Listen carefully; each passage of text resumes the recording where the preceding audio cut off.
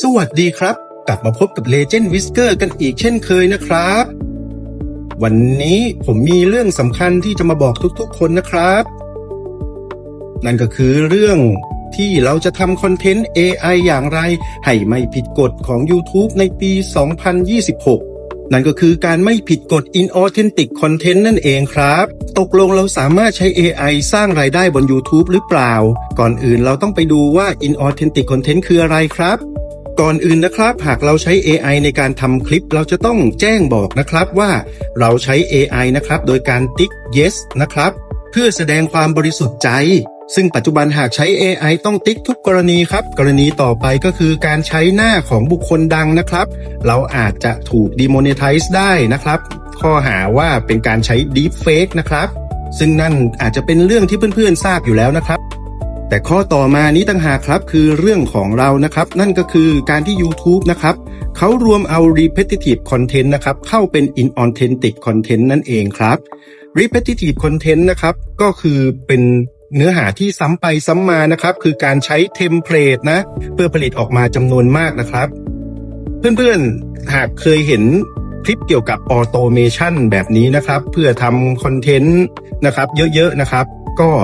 นี่แหละครับซึ่งสามารถอัพคลิปได้ทีละเป็น10เป็น20คลิปต่อวันนี่แหละครับก็คือ inauthentic content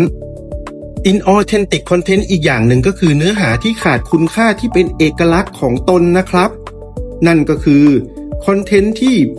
ขาดความคิดสร้างสรรค์นั่นเองนะครับจากที่ผมไปดูมาหลายๆช่องที่ถูก demonetize ไปนะครับก็คือเป็นพวกนิทานเรื่องเล่านะครับสารคดีหรือเอาหนังสือมาอ่านนะครับถ้าเรานำมาอ่านเนี่ยมาเล่าใหม่นะครับและบวก AI เข้าไปเราต้องใส่ความสร้างสรรค์ลงไปนะครับแม้ว่าเราจะไม่ใช้ AI ก็ต้องใส่ความสร้างสรรค์ลงไปนะครับเพียงแค่ทำภาพมาใหม่หรือทำเป็นวิดีโอ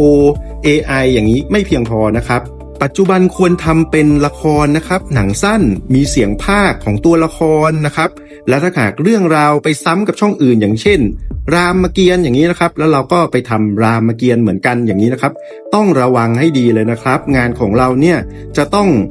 ไม่ไปซ้ำหรือคล้ายกับช่องอื่นนะครับคำว่าซ้ำนะครับก็คือเอกลักษณ์ของตัวละครนะครับยกตัวอย่างเช่นนะครับมีช่องหนึ่งทำแมวนะครับเป็นวิดีโอ AI เกี่ยวกับแมวแสดงแล้วไปแสดงเรื่องดังๆนะครับเช่นอินเดียนาโจนส์อย่างนี้นะครับพวกมาเวลนะครับหรือการ์ตูนที่เป็นดังนะครับการ์ตูนเกมมาริโออะไรอย่างเงี้ยนะครับก็อาจจะดูน่ารักนะครับแต่ว่าเราไปเอาเอกลักษณ์นะครับของตัวละครดังๆมาใช้กับของเราแบบนี้นะครับก็เท่ากับว่าเราเนี่ยซ้ำนะครับกับช่องดังนะกับหนังดังกับตัวละครดังแบบนี้ก็เท่ากับเราเนี่ย inauthentic นั่นเองครับก็คือเนื้อหาไม่แท้จริงนั่นเองนะครับบางท่านอาจจะแย้งว่าโอ้ยนี่มันคือ parody นะมันเป็นการที่แบบแฟนเมดขึ้นมานะเราก็เลยใช้ตัวละครดังยังไงล่ะแต่ว่านะครับปัจจุบันกฎของ YouTube เนี่ยมีความใกล้เคียงกับกฎหมายเลยนะคือจริงๆก็ต้องเอากฎหมายเป็นหลักนะครับการที่เราละเมิดลิขสิทธิ์นั้นนะครับมันไม่ได้หมายความว่าเราแค่ไปเอาหนังต้นฉบับมาฉายใน YouTube นะครับโดยที่ไม่ได้รับอนุญาตแต่มันรวมถึงนะครับการทำซ้ำนะครับหรือการดัดแปลงนะครับและรวมถึงการเผยแพร่โดยไม่ได้รับอนุญาตจากเจ้าของลิขสิทธิ์นั่นเองครับ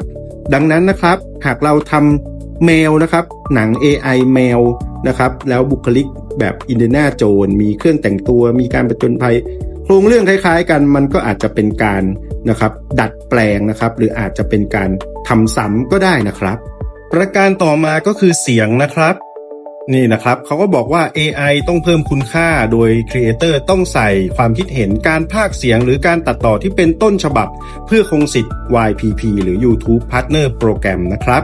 วิธีการนะครับผมก็ได้ทำการใส่คลิปของเรานะครับในขณะที่เรากำลังพากย์ลงไปนะครับที่เป็นนิยาย AI ที่ผมเป็นคนคิดแล้วก็สร้างสรรค์ขึ้นมาเองนะครับโดยที่ผมไม่ได้วางเรื่องลงไปใน ChatGPT นะครับแต่เป็นการคิดทำขึ้นมาเองเลยนะครับแล้วใช้ ChatGPT ช่วยคิดไม่ได้เหรอคำตอบก็คือได้ครับแต่ต้องใช้ในลักษณะให้เขาช่วยเกลานั่นเองนะครับเพื่อนๆลองคิดดูนะครับ ทุกคนต่างก็ใช้ ChatGPT จากใช้ AI ในการสร้างเรื่องนะครับเรื่องนะครับอาจจะออกมาซ้ำๆกันก็ได้นะครับดังนั้นเนี่ยมันก็อาจจะทำให้เราเนี่ยกลายเป็น inauthentic content โดยไม่รู้ตัวเลยนะเอาล่ะครับแล้วในส่วน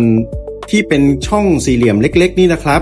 นอกจากผมจะใส่หน้าของผมลงไปในการส่วนของการพากย์นะครับก็ยัง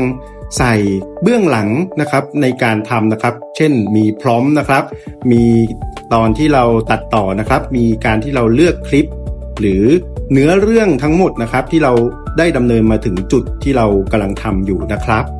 ซึ่งตรงนี้ผมก็ได้ทำการทดสอบนะครับโดยส่งลิงก์ไปถาม Gemini นะครับว่าเห็นกล่องสี่เหลี่ยมบนคลิปนี้ไหมนะครับซึ่ง Gemini เขาก็บอกว่าเขาเห็นเลยนะครับว่าเป็นการแสดงถึง human effort นะครับก็คือการที่เราใช้ความพยายามของมนุษย์นะครับมีการตัดต่อมีการแสดงว่าเราเลือกคอนเทนต์อย่างไร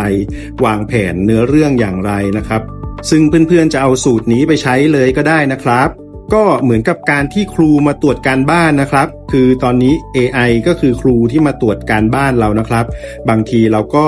ต้องใส่คำตอบเราไว้ตรงผลงานเลยนะครับถ้าเกิดเราใส่คำตอบของเราไว้ไม่ชัดนะครับบางทีครูไม่เห็น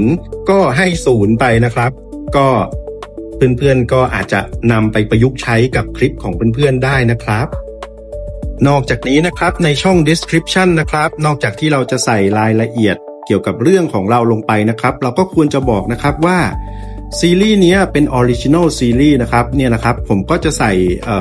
disclaimer ของผมนะลงไปแบบนี้เลยนะครับซึ่งจะช่วยให้ AI เข้าใจนะครับว่านี่เป็นผลงานที่เราสร้างสรรค์ขึ้นมาด้วยตัวเองนะครับและด้วยความวิริยะอุตสาหะนะครับของตัวเราเองนะครับสรุปเลย YouTube นะครับไม่ได้มีปัญหาอะไรกับการที่เราใช้ AI ในการสร้างคอนเทนต์นะครับเพียงแต่คอนเทนต์ที่สร้างโดย AI ของเราเนี่ยจะต้องถึงระดับที่เรียกว่าเป็นความคิดสร้างสรรค์นะครับไม่เอาคอนเทนต์คนอื่นมาดัดแปลงทำซ้ำนะครับหรือทำแบบง่ายๆนะครับและก็ต้องแสดงนะครับการมีส่วนร่วมของมนุษย์นะครับหรือ human effort นะครับเพื่อยืนยันนะครับว่า AI เนี้ยไม่ได้ทำขึ้นมาแบบอัตโนมัตินะครับแต่ใช้ทักษะของมนุษย์เป็นการสร้างสรรค์ขึ้นมาใหม่นะครับและหากเพื่อนๆเห็นว่าคลิปนี้มีประโยชน์ก็อย่าลืมกดไลค์กด Subscribe กดแชร์ด้วยนะครับสำหรับวันนี้ Legend Whisker ขอลาไปก่อนสวัสดีครับ